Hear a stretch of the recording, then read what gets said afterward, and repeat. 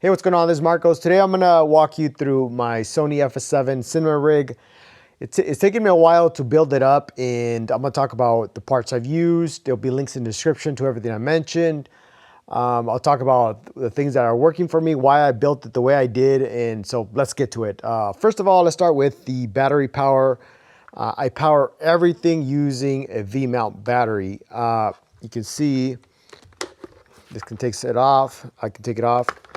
And then there's this plate from DF Digital Photo that holds the battery. So you need both the V-mount battery and the plate that also gives you D-tap, DC out, and USB adapter. So you can power all these other devices. So I'm powering the monitor and also this wireless video transmitter all through this battery. I think this simplifies it for me because I no longer have to worry about whether the battery on the monitor has enough juice or the wireless video transmitter and the camera. Those are three different batteries I have to worry about. I'd rather just focus on this one. I can check the battery level, and if it's running low, I can just swap it out. But usually with this, I can go on a all-day shoot for the most part, just through one battery. Again, if I run out, I can just quickly swap it and I can power everything. I'll only have to worry about one. So that's really helpful in a video shoot. The next thing is the monitor I'm using. I want to talk about this because it's usually what I'm looking at when I'm filming. I decided I needed something bigger. This is what comes with the original Sony FS7. I just went ahead and took it off because this is a better monitor. You can do more things. It has more features. It has false colors, peaking. You can load in your own LUTs. And it's just nicer to look at. You can pull focus much faster. That's running through HDMI. Now the wireless video transmitter, this is a March 400S. It has SDI output. If you have the March 400 or the 300, you can do HDMI out because most cameras only have one HDMI out. So that's something to consider. It's good to have the SDI.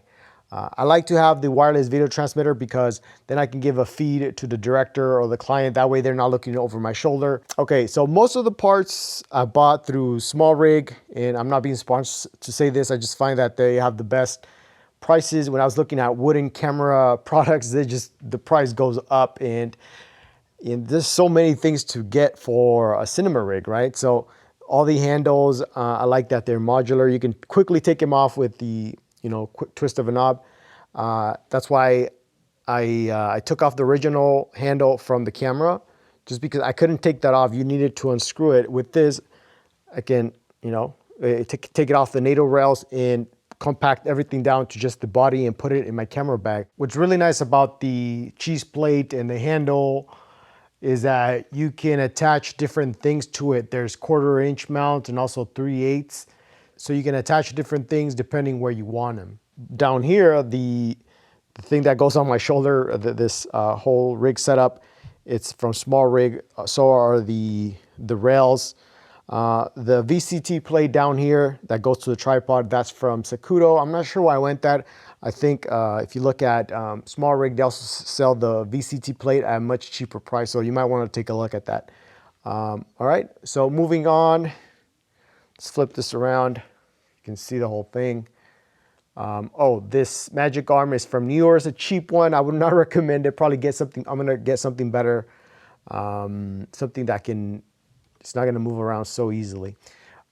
The follow focus, this is from Movo. I was looking at different follow focus, and I saw a friend of mine had it on a shoot, and I'm like, wow, this is really good follow focus. I saw him use it.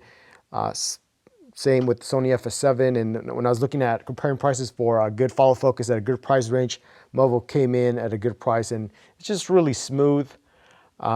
Usually I have my Sigma 1835 on my Sony FS7, and I bought the follow focus gear here. That way it can work with my Movo. If you don't buy this gear, you can just use what comes in the box with Movo. They're like this, and you throw them on the lens. For example, when I'm not using the 1835, I'm using the Sigma 50 to 100, and I thread this on. That way you can use it with the follow focus. So that's just a good option to have. in case you don't want to screw these on. You can buy specifically for your lens that you're using, and that's a website you buy it from. It's called, I think it's called followfocusgears.com or something like that. So you want to check it out. It's not being sponsored. All right. Also, when I'm using the Sigma 50-100, I like to put this lens support on the rails because this gets pretty heavy and you don't want to put all that kind of weight in the E-mount adapter here on the camera. So, you slap it in there and this holds the 50-100. All right. So you can also put it with this lens, but it's not as heavy as this one. All right. Then we have the matte box that I'm using here. This is from Tilta. I bought it a while back and it's pretty lightweight, very easy to take off. Show you here. Doesn't weigh anything and you can quickly snap it back on. I did not want to buy a really expensive matte box just because I don't use any, I'm just using it for avoiding the sun rays and the flares. And also for protection for my lenses, because once I'm done, I can just quickly close this and it's like putting a lens cap on. So I really like that, and I can control the light leaks with this. Usually if I'm using filtration, I use it on the lens, just the cheaper option.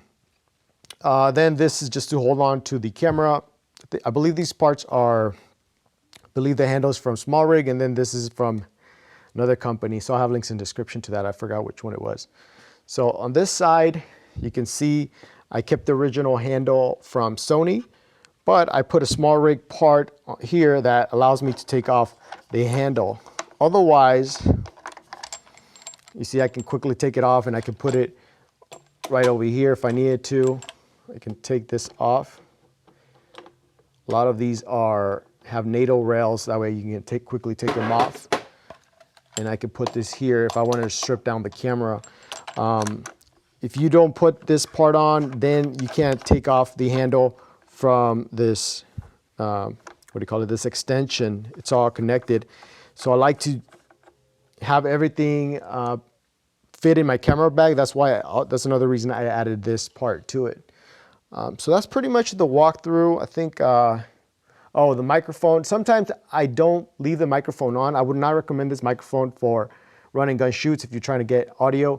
This is more like for dialogue. So if you have this microphone, this particular one from Samsung is good for if you have an overhead boom mic on a Talent, a talking head, but not necessarily for this. So yeah.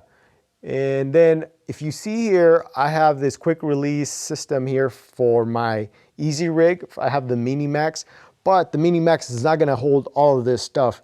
That's when I strip down the camera and I'm using like the internal battery on the camera, and maybe I just have the monitor and that's it. I take off everything else, and then because the Mini Max only has like a 15-pound limit and this exceeds it. So this is more for when I'm having this on my shoulder, and I'm gonna show you how it works. Hold on.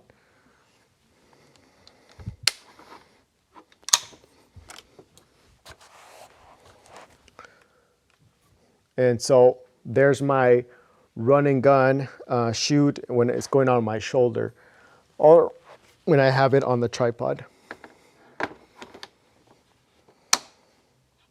So there you have it. If you have any questions, comments, suggestions, please drop them down below. I want to hear from you, see what you think. Yeah, this is my current setup. It might change in the future, so I'll let you know if I recommend different products. But this is what I have right now. All right, I appreciate you for watching, and I'll catch you in the next one.